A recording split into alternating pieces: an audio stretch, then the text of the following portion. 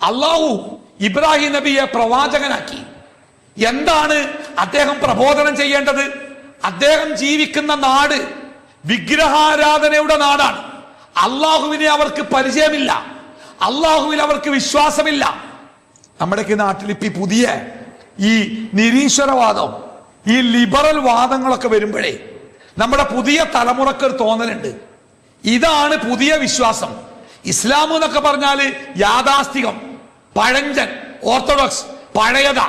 ഇപ്പൊ ആൾക്കാരുടെ മുമ്പിൽ സ്റ്റേണാവണമെങ്കിൽ, ഒന്ന് ആധുനികനാവണമെങ്കിൽ എനിക്ക് മതത്തിലൊന്നും വിശ്വാസമല്ല, അങ്ങനെ പഠിച്ചോനൊന്നുമില്ല എന്ന് പറയലാണ് ആധുനികനാവാനുള്ള ഒരു വഴി എന്നാണ് നമ്മുടെ പുതിയ തലമുറ മനസ്സിലാക്കിയത്. അതുകൊണ്ട് തന്നെ ഈ ഫാഷൻ ആഗ്രഹിക്കുന്ന നമ്മുടെ പുതിയ മക്കൾക്കൊക്കെ ഇസ്ലാമിനോടൊരു പുച്ഛവും ഈ നിരീശ്വര നിർമ്മിത ലിബറൽ സ്വതന്ത്രവാദങ്ങളോട് അവർക്കൊരു താല്പര്യം കൂടുക. അതിന് കാരണം അതാണ് മോഡേൺ, അതാണ് ആധുനികം എന്നവർ ചിന്തിക്കുകയാണ്.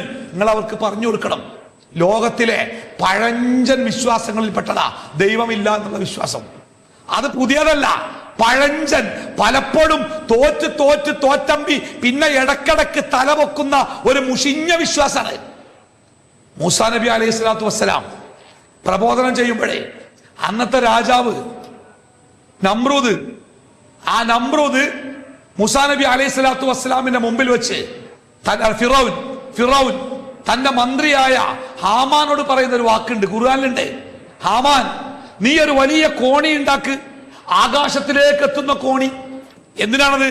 ഞാന് ആ കോണിയിലൂടെ ഒന്ന് ആകാശത്തിലേക്ക് കയറിപ്പോയിട്ട് ഈ മൂസ പറയുന്ന ഓന്റെ പടച്ചോണ്ടല്ലോ, ആകാശത്തുള്ള പടച്ചോൻ, ആ പടച്ചോൻ എവിടെയുള്ളത് അതൊന്ന് നോക്കട്ടെ, അവിടെ പടച്ചോൻ ഉണ്ടോ എന്ന് നോക്കട്ടെ എന്ന് പറഞ്ഞ് കളിയാക്കിയ ഫിറൗവിന്റെ കഥയുണ്ട് ഖുർആനിൽ. അന്നേ ഉണ്ട് നിഷേധിക്കുന്നവര്, അല്ലെ? അത് അന്നും ഇന്നൊക്കെ കണക്കാ.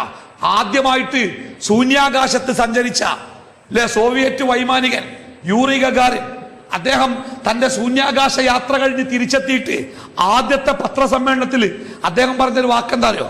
ആ വിജയത്തിന്റെ അഹങ്കാരത്തിൽ നിൽക്കുമ്പോ അദ്ദേഹം പറഞ്ഞ വാക്കെന്താ അറിയോ? ഞാൻ ഭൂമിയിൽ മുഴുവനും ദൈവത്തെ തെരഞ്ഞു, കണ്ടില്ല.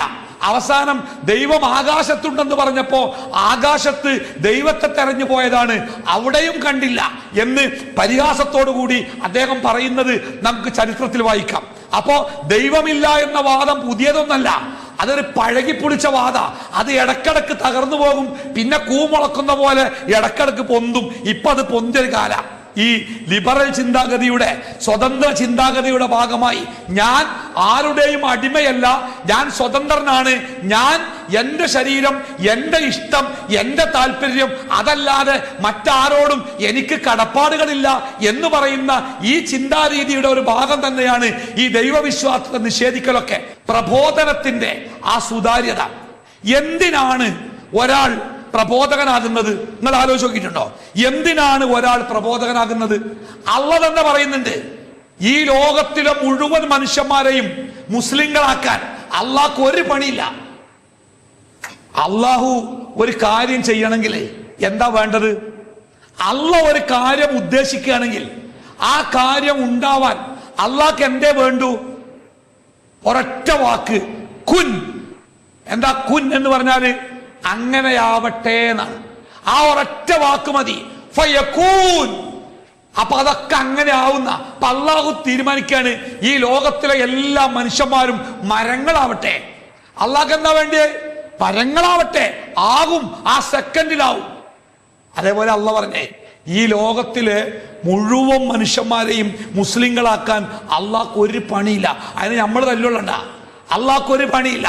അതല്ലല്ലോ ദഅവത്തിന്റെ ഉദ്ദേശം. ദഅവത്തിന്റെ ഉദ്ദേശം അത് അടിസ്ഥാനപരമായ മാനവികതയാണ്, ഒരു മനുഷ്യനോടുള്ള സ്നേഹമാണ്. എന്റെ കൂടെ ജീവിക്കുന്ന ഒരാൾ നാളെ അള്ളാഹുവിന്റെ ഭീകരമായ നരകത്തിലേക്ക് വലിച്ചെറിയപ്പെടുന്ന മഹാ അപരാധം ചെയ്യുന്നുണ്ട്. ആ നരകത്തിലേക്ക് എന്റെ സഹോദരൻ വീണു പോകാതിരിക്കാൻ എന്റെ മനസ്സിന്റെ ഉള്ളിലെ സ്നേഹമാണ് ആ ദഅവത്ത്. അല്ലാതെ ദഅവത്ത് പറഞ്ഞാല് ദീനിൽ ആളെ കൂട്ടലോ ദീന് വലുതാക്കലോ ഒന്നുമല്ല. അത് മനസ്സിന്റെ ഉള്ളിലെ സ്നേഹമാണ്. എന്റെ കൂടെ ജീവിക്കുന്ന ഒരു സഹജീവി നാളെ അള്ളാഹുവിന്റെ നരകത്തിൽ കത്തിയമരാതിരിക്കാൻ, അവനെ അതിൽ നിന്ന് രക്ഷപ്പെടുത്താനുള്ള എന്റെ മനസ്സിന്റെ മാനവികതയാണ് ദഅവത്ത്, പ്രബോധനം.